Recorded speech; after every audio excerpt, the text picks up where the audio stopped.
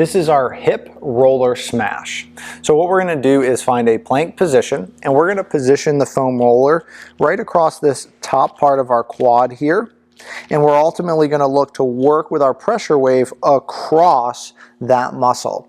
And as you see, Andrew here is using this opposite hand for leverage to push away as he works across the muscle. Now we can also come a little bit inside to the groin area, as well as work to the outside where we'll find our TFL, which feeds into our IT band. So all of this is in play here as we work across the muscle.